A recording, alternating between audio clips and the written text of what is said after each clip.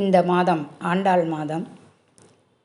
போன வருடம் திருப்பாவை 30 பாக்களை பாடி அதற்கான தெளிவுரையையும் சொன்னேன். இந்த வருடம் திருவெம்பாவை 20 பாடலை பற்றி சிந்திக்க உள்ளோம். ஆதியும் அந்தமும் எல்லாரும் பெரும் ஜோதியையாம் பாட கேட்டேயும் வாழ்த்தடங்கண் மாதேவலருதியோ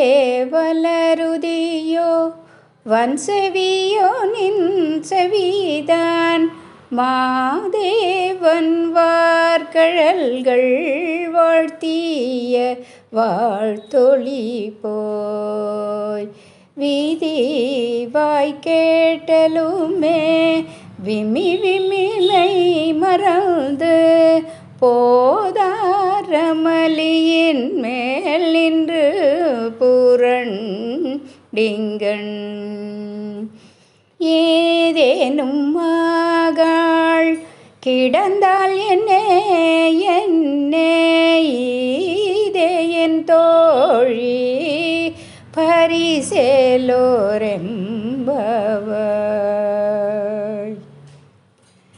வாள் போன்ற நீண்ட கண்களை உடைய தோழியே, முதலும் முடிவும் இல்லாத ஒளி வெள்ளமாய் பிரகாசிக்கும் நம் சிவபெருமான் குறித்து நாங்கள் பாடுவது உன் காதில் கேட்கவில்லையா? செவிடாகிவிட்டாயோ? அந்த மகாதேவனின் சிலம்பணிந்த பாதங்களை சரணடைவது குறித்து நாங்கள் பாடியது கேட்டு வீதியில் சென்ற ஒரு பெண் விம்மி விம்மி அழுதாள். பின்னர் தரையில் விழுந்து புரண்டு மூச்சையானாள். ஆனால் நீ உறங்குகிறாயே பெண்ணே, நீயும் சிவனை பாட எழுந்து வருவாயாக. நன்றி. நாளை தொடர்வோம்.